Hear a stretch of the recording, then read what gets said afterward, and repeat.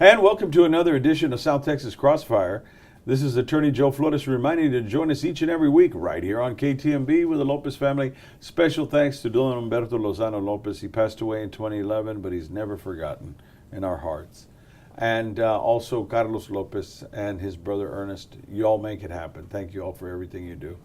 I've got a guest on that is no stranger to this show. In fact, he has helped educate people about wills, about probate, things like that, and also help the bar, other fellow attorneys, and educate people on a lot of things that are very important that impact you.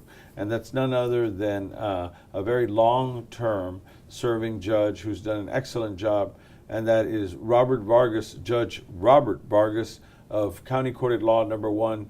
Welcome, Judge Vargas. Thank you. Thank you, Joe. Thank you for having me on your show.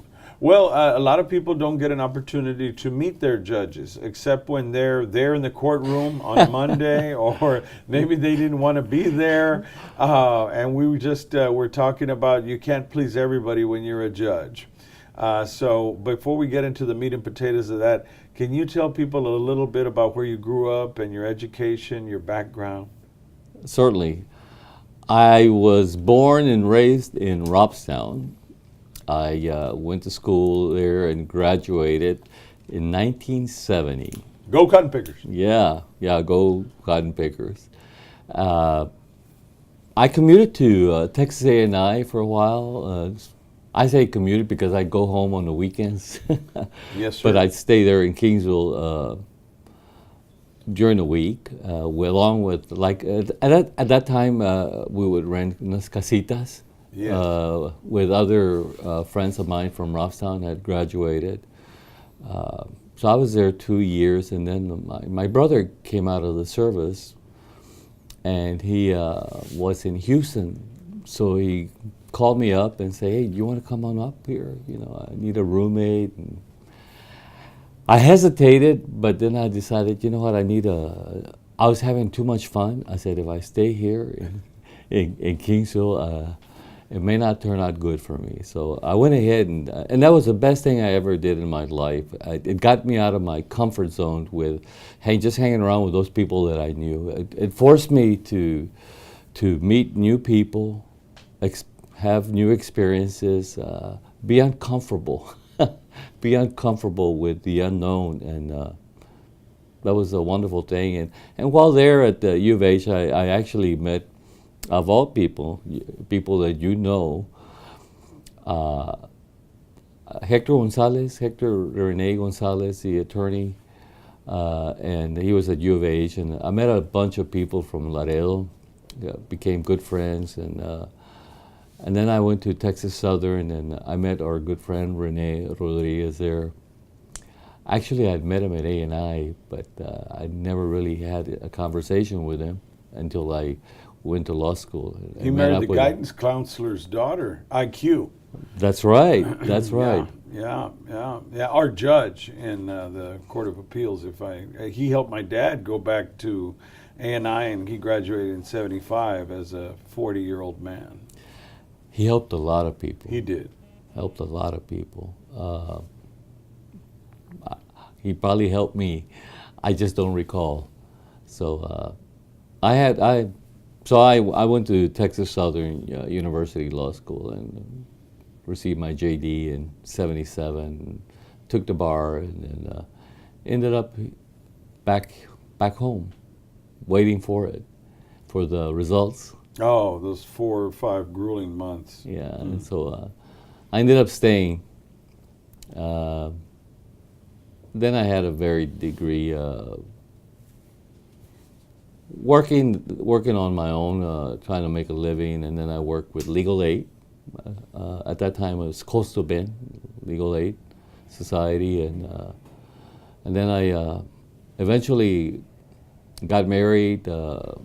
My wife is from Corpus, and we moved to Corpus, and I joined the county attorney's office, which gave me a great opportunity to have a lot of trial experience. But most importantly, I got to meet a lot of people because I was kind of isolated out in Robstown. So I met a lot of people, and then eventually, at that time, got encouraged by several groups to run for office. Let's go back a little bit. I can relate to the experience of being outside your comfort zone. When you say that, I think a lot of young people live and grow up and have children and raise families in South Texas and don't leave. And even though Houston is only 3 hours away, it's a million miles away. I went to South Texas College of Law myself, and I walked in and it was about 95% white. And I was one of the very few Hispanics in the class, and it was an eye-opener going to school with people from North and East and West Texas, people that I had never gone to school with. So being outside the comfort zone and living in Houston, in a mega city, itself is something else. So I think that a lot of us as Hispanics, but particularly like last week I had Carlos Valdez on, and Carlos said his parents didn't even know how he went to law school. Carlos is a wonderful man, and he told me the exact same thing, that, taking those chances and going and doing it when you all did it. It was easier for me in the 90s to go back to law school. There was a lot more people going. But tell us a little bit about your experience in law school and living in Houston at the time in the movement of a lot of civil rights and a lot of changes. Even though the Civil Rights Act happened in '65, change is slow to occur. So when you went back and it sounds like you went into public service, there has to be some reasons behind that. I mean, tell me, so when you went to Houston and all of that, that it had to be some sort of formulation that made you go into public service and devote your entire life to it. That's very insightful on your part, and what you're saying is very true. And let me just go back to about Carlos Valdez, because maybe that's and a lot of people, he's a very close friend of mine, and a lot of that has to do because we have similar experiences. I also come from the same background that Carlos came back. My dad was a janitor, and we didn't have much, so actually, even when I was going in, every year that I went to school, my life improved. It just got better from what I had grown up with and experienced. But getting back to your question, I first encountered that at Texas A&I, and you're right, El Movimiento was just happening in the early 70s. Actually, in Robstown, they had the first walkout while I was there. I was not part of it, I was a little timid, but they had it at that time in my senior year, and then I went to Kingsville, and at that time there was Carlos Guerra was there, Lupe Youngblood, all those other people that were started with El Movimiento of La Raza Unida. There were a lot of other names that I could go, but I'll just keep it to that. And so there was like an awakening for me. I knew what I had experienced. I kind of didn't know that it was experienced by so many. I probably had a little chip on my shoulder, though I didn't know why. So all this was educational. So I got a little exposure there. And then when I went to the University of Houston, I took a lot of interdisciplinary courses. Leonel Castillo at that time was the city controller. He became the head of the immigration, of the U.S. Immigration Department. And so he offered a lot of interdisciplinary courses. And so I got to meet a lot of Hispanics, let's call them now. I don't know what they want to call themselves back then, Chicanos, with the Movimiento. And so his courses were on institutional racism. So it opened my eyes to a lot of the institutional racism that existed and then I took different interdisciplinary courses there, getting exposed, and then with the people that were there. As a matter of fact, we had different groups, but there was a little segment that then migrated to the University of Texas. I remember these men, young men and women, and they ended up joining other groups over there, and then rushing the president of UT's office and then occupying it. So it was a awakening, not only on the what they call the Chicano movement, but it was the black movement that was there at the time. So it was all this awakening for a lot of people. Not necessarily just for me, but definitely I was there also with my eyes wide open to seeing what was happening, comprehending my background with others' backgrounds and what was being said, trying to reconcile everything, growing, knowing then that I felt like I could contribute something, which is why I went to law school. I may have had naive ideas, but they were kind of idealistic, which probably in some respects kind of steered me to public service. Let's look at what's changed and stayed the same. I'm part of a movement that's more now digital than in person sometimes, and sometimes in person, of ending mass incarceration. This is my opinion, not the judges, not Carlos Lopez's. God knows my opinions, Carlos Lopez tolerates. But I believe that the privatization of prisons has become, as one friend of mine that wrote a book called The New Jim Crow Laws, where we have blacks and Latinos, 1 out of 5 Latinos, 1 out of 3 blacks are in prison or incarcerated or on probation, and 1 out of 20 whites. Does that say that Latinos are 4 times as bad at drug use and blacks are 6 times as bad? Or is it that the system, and a lot of the time, we have 95% white prosecutors in America, and that's been trying to change. We have 96% conviction rates in federal court. Either you plea or you face 30 years, Luckily, you don't have to face that. In state court, I see that there's a lot more mercy in the system. Those experiences that you've had and the county attorney experiences, and I wanted to cover that briefly in a moment, but as you sit on the bench and remember those experiences and have that compassion, it's not just maybe a color, I think it's a poverty issue. I think it's the less fortunate, as you put it, that don't know how to navigate the system.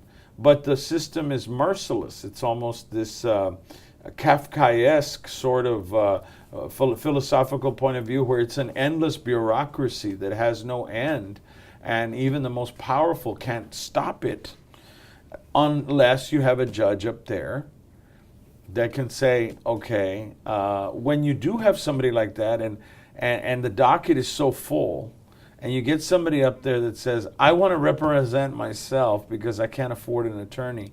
I mean, what do you tell those people, especially nowadays in this world of digital age and everything even moves faster? It's fastball, not softball. So there's 40 people you're calling just in the morning, for example, on a number of issues, and then they stop the machine. They stick their hand in the machine and say, I want to be my own lawyer. I mean, how do you handle situations like that? I don't think that's you just pointed out a big problem for the judicial system nationally. And by the way, I read that book, of the Jim Crow and the beautiful woman. She was a former prosecutor too, so it was enlightening. And actually, I mean, obviously, because I had been involved in the system, it wasn't anything I didn't know. Right. You're right, because we know it, but the general public doesn't know it. And you got to weigh a lot of things. fear from society about others, that are different, because they're not exposed to them, and there's a natural tendency to fear the unknown, and that includes other people that you have no experiences with. So if you're better off, you're not going to be association with the less fortunate. Correct. And the less fortunate they have less opportunities, and sometimes more opportunities for mischief. Okay, so I see that. And when you're poor, there's so many things stacked against you that you just pointed out concisely. They're not inclined to, because it's not conducive at home, to study, to read, to be pushed, to excel, to go to school, to stand out in school with more shabby clothing from those that have better clothing. I mean, a young mind is so insecure.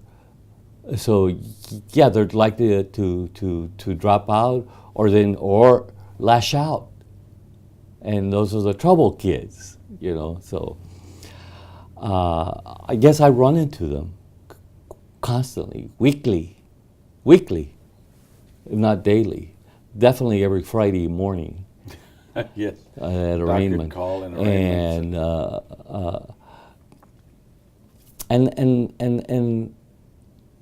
And this is a poverty thing. What you talked about is there's a lack of foresight to some things. If their needs are to take care of the immediacy, not this is going to affect my future.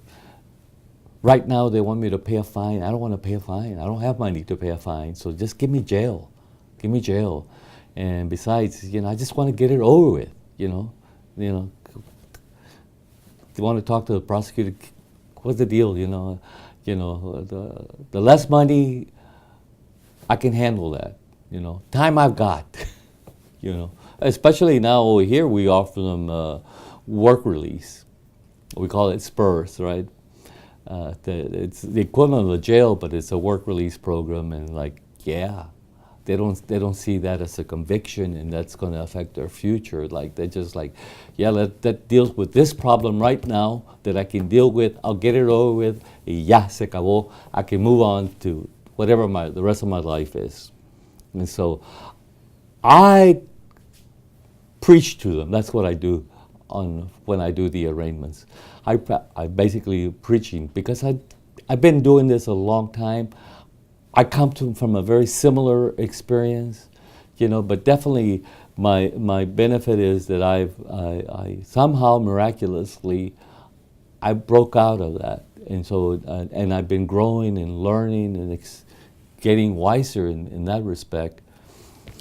And so I know how all these things are going to affect the future. And besides that, some of these people, I've been doing this as a judge over 30 years. So even early in my career, I had people who had pled guilty with prior administrations when they were kids, 18, to a theft, to a possession, when possession was harsher for a misdemeanor. And they'd call, and they wanted to know how they could, if there was a way to set aside the conviction or to hide the record, to clean the record, because it was affecting their promotion. Or some of them couldn't get a job, and I couldn't help them. Now there's a little bit more opportunities to clean that with different instruments that are out there, but still, it's still like a black mark that can be held. Now there's so many that actually there's more legislatures nationally in different states are and here locally, here statewide, trying to help these kids with their records so that they can become productive citizens and work instead of just being out there, unhireable, the unhirables. So I try to, so when I talk to them, I remind them, look, you think that this possession is a minor thing and you preach to me, you tell me that it's legal in Colorado or in Austin for years, they've given you a ticket, Yes. and besides, it was just a little joint or roach or whatever they call it, it's no big deal, I said, yes, but by law, it is a big deal. And it triggers something else. This prosecutor, he may even give you $100 fine, time served, and you say, that's what I'm talking about, time served. And you want to run into it. The problem is, it's like a domino effect. It triggers another law that says, oh, by the way, we're going to suspend your driver's license or your privilege of getting your driver's license for 6 months. And then some of them think, well, 6 months, that's not bad. I can handle that. Well, no. In 6 months, we'll let you try to get it back. And I say that try because it's not that easy. Mm-hmm. They don't know how to get it back. So I tell them, you actually have to take a course and submit it to DPS and show that you've completed it. You got to pay a reinstatement fee higher than you're going to pay here. There's going to be a surcharge. In addition, if they're going to give you a license, they want to know that you're covered with insurance. So you got to submit proof of insurance, that you have insurance. And the insurance company knows that you had your license suspended. So what's going to happen? That's a little surcharge, a higher premium for you, buddy. So you got all these problems, and I try to. Some of them get it. Some are defiant. Whatever I say, they're going to do the opposite for whatever their reasons are.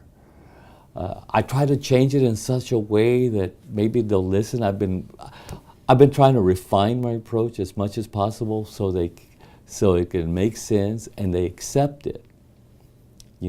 They accept it from me so that they don't think like you're the enemy. Politics, and then going off on that, there, people come up to you that have supported you for a long time. You've got broad support, and then the politics comes in. There's so many rules. Like you could come out on here and we can talk freely a little bit, but there are people that have issues with every 4 years. You possibly may have an opponent, and when you do have an opponent, you've got to defend your campaign, your beliefs, and things may get a little bit dirty, and then there's different canons and ethics for judges. And so how do you handle or reconcile that when you are sitting there on the bench and also having to defend yourself? Somebody's wanting to take that position from you, and you know that you've done a good job for a long time and you want to stay up there. Well, that's a heavy-duty question. Well, fortunately for me, I've had the luxury and good fortune and blessing of not having been challenged for over 30 years. So in that respect, I've been very, very fortunate and haven't had to deal with it. That's no longer true right now, presently. I am being challenged. But I understood also, I'd like to think that I've always known, but definitely with age, you have to accept that that's the nature of the system. It's an elected position, and any time, let's call it the game, I understand the nature of the game, that if you're always vulnerable and susceptible to a challenge, it's like everything else in life. There's the animals do it. When there's always a young Turk in the wild, and so that's gonna. It happens in public office too. There's only so many positions, and there's so much aspiration. But from change other- change can be a dangerous thing. You Yes, know? it can. It you can. know. Especially one thing about the judiciary. Any lawyer can be a judge, theoretically. God help us. Yeah, any lawyer can be a judge, because all you got to have is the requisite number of years as a lawyer, and then having the good fortune of being elected. But it doesn't translate that all of them you're enshrined or enshrouded with this wisdom and experience. That only comes with time. That only comes. You may have some personal experience, and you bring that, and that's definitely a plus. Definitely a plus. But it's the actual, like anything else, the actual exposure, the situation, the pressure of making those calls when you got to make them, and understanding who's standing before you, and how what decision you make is going to affect this side or this side or this future or that future, or this money or somebody's money, you know. So that wisdom, what it's called, comes with time. Well, and I see, you know, and the people out here that are watching you, they're saying, man, you know, like Flores gets really animated, and, you know, and he's interviewing, and he, you know, and quoting out all these figures, and I'm very passionate about mass incarceration, but I have the luxury of being able to hurl those rocks at those provincial windows that stand there and say, these institutions have to come down. That's why I'm a lawyer. But as a judge, you know, they'll say, well, he's interviewing a guy, calm, cool, collected, kind of balanced. But isn't that the nature of what being a judge is? I mean, you know, a lawyer, I've got one side. I have the luxury of fighting for that side without, within the confines of the law, but zealously within those confines. I can come out on camera. I can voice my opinion. I can fight as hard as I want for, you know, mass incarceration to stop of nonviolent individuals. Your position, on the other hand, is a very difficult one, I think, because you have to see both sides of the issue, and I do to a certain extent, but you have to have two people who come in, and they may have two very good, distinct arguments, and then you've got to make that decision and live with it.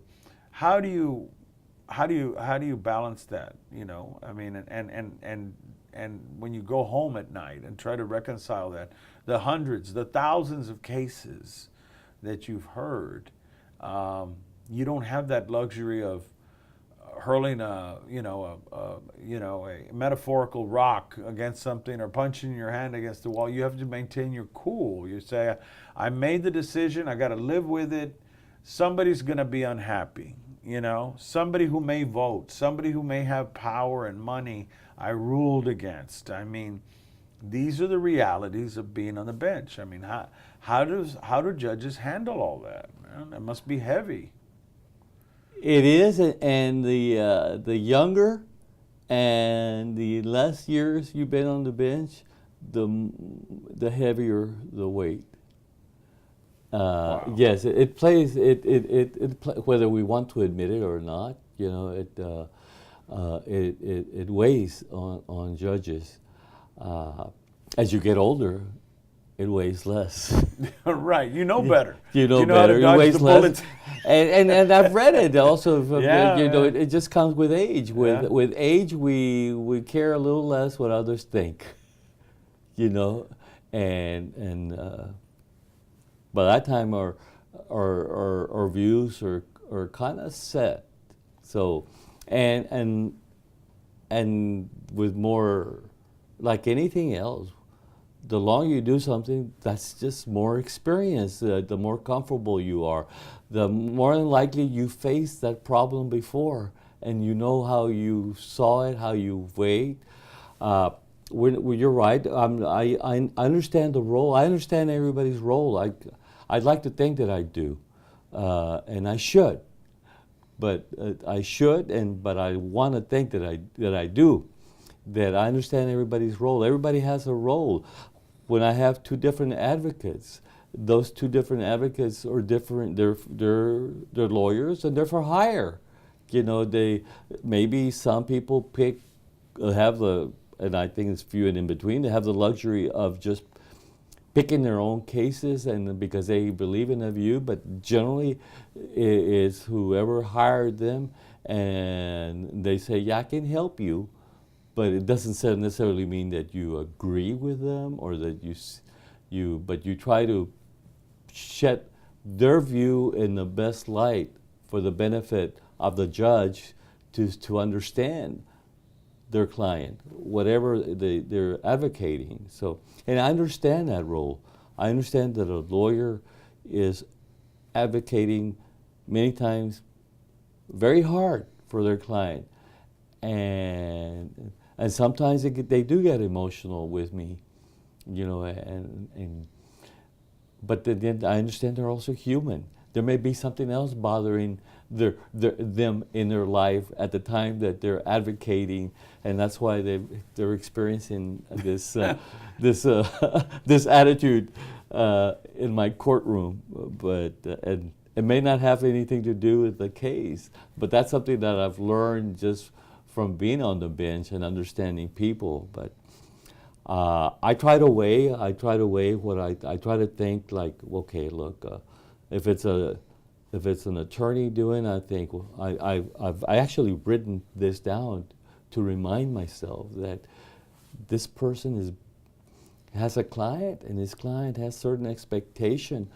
I have to respect this lawyer, show him respect in front of the client, hear him out, you know, or her for that matter. A lot of hers now. Hear her out on behalf of their client, not just because I've already made up my mind. You don't have to talk anymore. Like a lawyer has probably been thinking this out, is not writing down what they were going to say Sure. to the judge or the jury. So I'm now more cognizant of that, and I've learned actually, if there was a tendency on my part to jump to a conclusion, because I've heard one side, I've learned that after I hear the other side, like, whoa, I'm glad I didn't say anything, because it's true. First your opponent says something, and then the other side says something, and you see like, whoa, a completely different perspective. Yeah, and you've got to listen to all the evidence. For those of people out there that are going to go pull that lever, that are registered, and we're encouraging people to register, please register to vote. Regístrense, votar, su voto es su voz. And so when they're pushing the lever, they see your name. What is it that, you know, a lot of the time as a sitting judge, you don't have the luxury of going 9 to 5 and knocking on doors and asking for people's votes, because you're on the company time. You're on the county taxpayer time. So I wanted to give you knocking on a couple of 100,000 doors of the registered voters, of the nearly 200,000 here in Nueces County. Why should they vote for you? I'd like to think that I bring a wealth of experience. Perhaps my opponent has lawyer experience, but he doesn't have judicial experience, which is not the same thing. He may be, and probably is, an excellent lawyer, but it doesn't necessarily make him a good judge. Whereas I've been tested and tried, and I've been tried by the fire of the job itself. I you know, like I said earlier, a judge, it's an accumulation of experience and wisdom. You know, you'd hate to throw out the fruit when it's just gotten sweet. There you go. So I'm at that point where I've just ripened to be sweet, and so I have this wonderful wealth of experience that I want to offer still. And it's been said that I can probably make more money on the outside, but I choose to do this. Right. Well, and I want to thank you for coming by. I know that it's lunch hour and your docket's very busy, and I want to thank you for coming by. I want the people out there to remember that those words, I think, resonate and should resonate with you. When you have a very experienced person on the bench, as a lawyer, I'll tell you, it matters, because I know that I'm going to get a fair shake. I may not always win with certain judges that have been federal judges or state judges for a very long time, but that amount of experience snowballs into a sort of decision that they're going to listen to both sides before they make their mind up. And that comes with the maturity of the job. And that's me after 17 years of being out there, pitching out there and representing my clients. This in no way is any endorsement of anybody. It's just fact. As a lawyer, would you rather have a one-year lawyer representing you on your third DWI? Or would you rather have a lawyer who's been out there for 15 years and knows the lay of the land? It's the same thing for a judge. Would you rather be in front of a judge who just stepped up in there on the plate, or somebody who's been in there for a long time and that may give you that opportunity to explain yourself? And there's a lot of mitigation, what we call there. When you're up there, I want to underline this to people out there. You have a son, you have a daughter, or yourself, you get in trouble. Sometimes judges that have been up there a long time are going to listen and say, it's not an excuse, but it's a reason that I did this. And you might get that compassion that you need. I mean, judges have a lot of discretion. This is a very important job. So when you get out there and pull that lever, remember that you are not just voting for somebody in a robe. It could be anybody. You're voting for somebody that stands for something, that also has the experience, the training, the knowledge to be able to make the right decision. Not necessarily the decision you want, but the decision that is right. And so when I interview judges, I also want to say I miss federal judge Ramos Gonzalez, because there's no way she could come out on this show. She's a federal judge. State, we have a little bit more leniency. But I would like to say when she served as a district judge, I never got to interview her. That's my one regret. But what you said about judges before we leave, Judge, I really feel and have a lot of compassion for you guys, because it is lonely, quote unquote, at the top. It's lonely on that bench, because you have to stand there alone, and you have to face that fire alone, and you have to live with that decision alone. Lawyers can go to the bar and have about 20 beers and say, man, I lost that case, man. And then they go and both lawyers can compare notes. A judge doesn't have that luxury. You got to live with the decisions you've made that will affect people for years. So any final words before we cut off and say goodbye to TV land? My final words are that this has been a wonderful opportunity for me. It's more not necessarily about the judiciary, but I'm so glad that you have this program available as a forum for different views. I don't think you actually just promote one aspect of a certain view. You give all views an opportunity, and I thank you for that, because I've learned. You got to be able to listen to people to learn. You can't just shut your ears. I don't want to hear it. You've got to be willing to listen, and your show provides that, and I thank you for that. And I hope people will consider my experience when they decide. What you see, what you've heard is what you're going to get. That's all I can do. When you pass by his signs, think Judge Robert Vargas, and remember that he doesn't have the time or the luxury to go knock on your door right now, because he's got to be on the bench. So this is the knock on the door right now. And he reached out to you and said hello. Y se presentó a la gente, as we say in our culture. Yeah. And that's what matters. Grassroots still matters. And by the way, I am putting up signs personally. And so if they see me, honk. There you go. Honk away. The George Hamilton of the Hispanic community, ladies and gentlemen. He'll be putting up his own signs. You know what I'm saying? And that matters. Judge Joey Gonzalez turned commissioner. He would take me out. I said, whatever. This guy put 5 in the morning with a big mazo putting up his own signs. Joe Benavides, guys like that. That the way we grew up, we take care of our own. We put in our own wet work, and we put up those signs. And so I'm glad you're doing it.